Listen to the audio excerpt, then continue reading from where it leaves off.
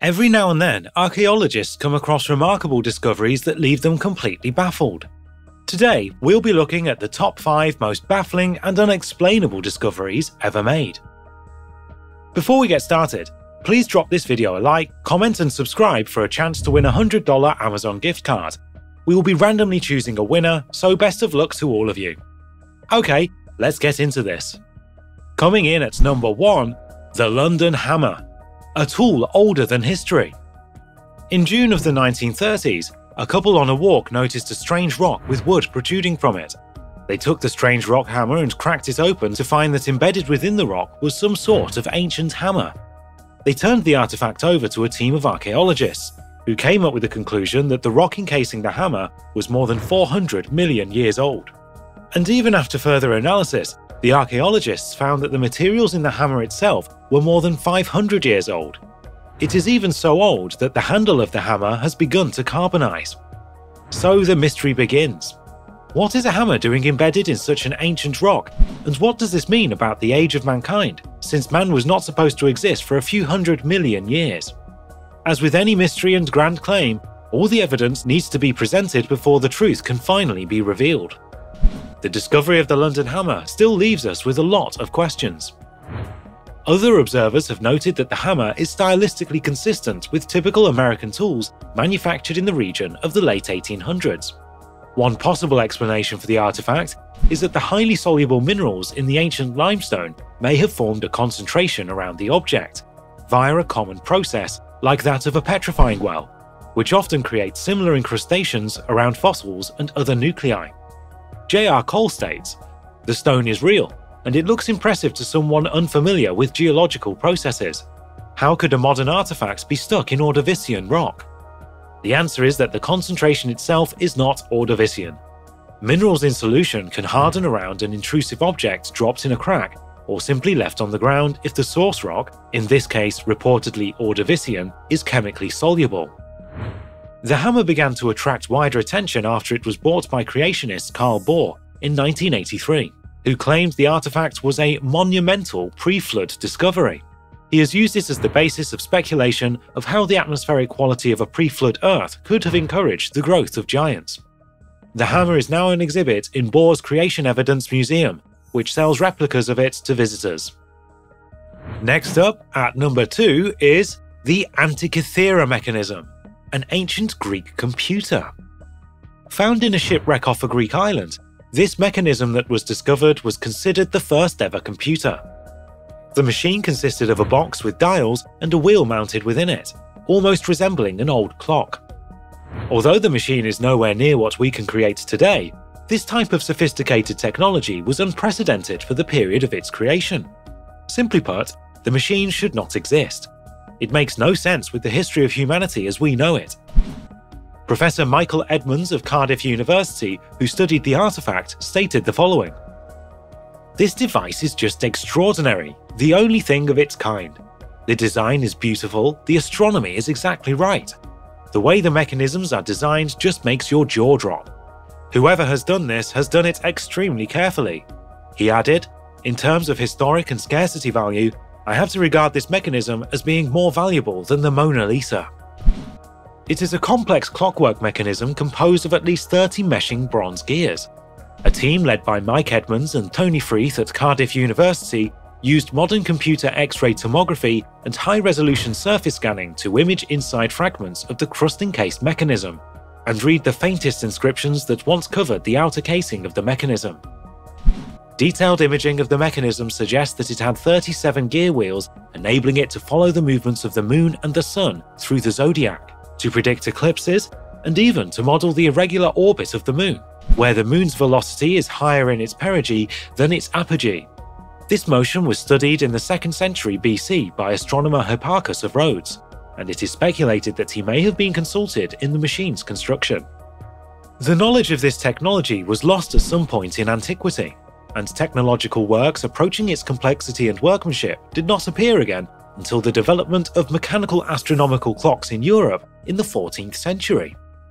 All known fragments of Antikythera Mechanism are kept in the National Archaeological Museum in Athens, along with a number of artistic reconstructions or replicas of how the mechanism may have looked and worked.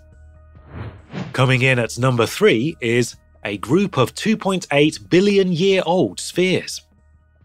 These spheres are perfectly spherical with fine grooves that must have been man-made. Found in South Africa, archaeologists estimate that these spheres date back 2.8 billion years, leaving archaeologists completely baffled. Rolf Marx said about the spheres, "The globes, which have a fibrous structure on the inside with a shell around it, are very hard and cannot be scratched, even by steel," said Rolf Marx. Essentially, these spheres could not have been made by anything other than humans.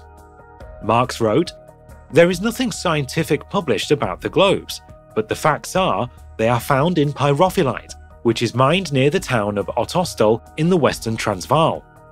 This pyrophyllite is a quite soft secondary mineral with a count of only 3 on the Mohs scale, a scale of 1 to 10 to rank the hardness of minerals, and was formed by sedimentation about 2.8 billion years ago.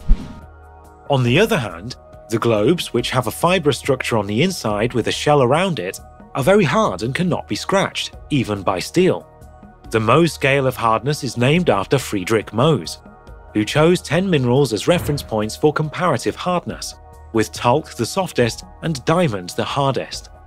Steel ranks about 6.5 to 7.5 on the Mohs scale, so the spheres would be harder than that, according to Marx.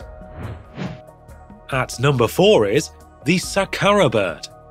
This artifact was discovered in an 1898 excavation in Egypt. It is a bird-shaped artifact made from sycamore tree wood. It has a wingspan of 7 inches and approximately is dated back to 200 BC. That means nearly 2,200 years ago. There is some speculation regarding the function of the strange artifact. So what do archaeologists think was the purpose of this?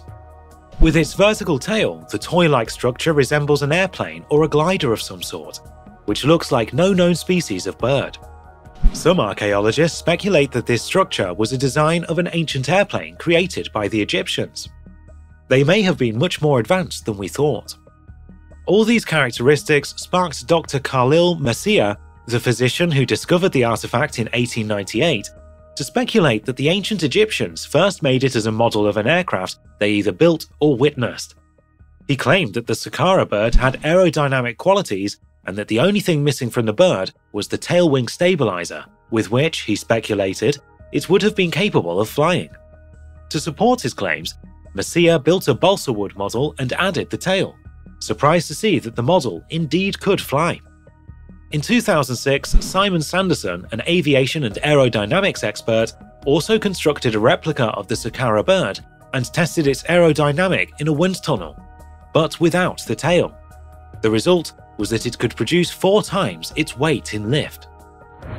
At number 5, Viking Sword Ulfbert. Archaeologists found this sword, which dates back from 800 to 1000 AD, and they were completely stunned.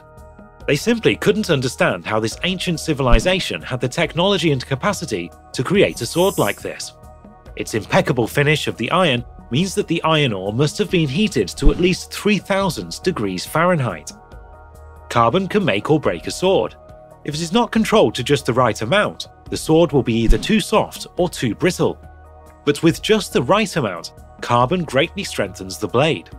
The Ulfbert has a carbon content about 3 times higher than that of other swords of its time.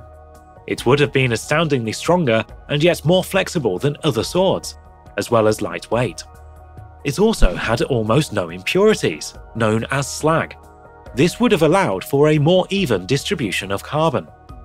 It was thought before Ulfbert was discovered that the capacity to remove slag to such a degree only became possible during the Industrial Revolution. Iron ore must be heated to 3000 degrees Fahrenheit to accomplish this, a feat the Ulfbert makers apparently accomplished 800 years ahead of their time. With great effort and precision, modern blacksmith Richard Furrer of Wisconsin forged a sword of Ulfbert quality using technology that would have been available in the Middle Ages. He said it was the most complicated thing he'd ever made, and he used methods not known to have been used by people of that time. As you can see, there have been countless discoveries that leave us utterly baffled. We simply can't make any sense of them.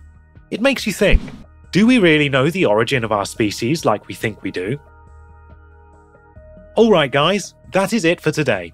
If you enjoyed this video, please like, subscribe, and leave your comments down below.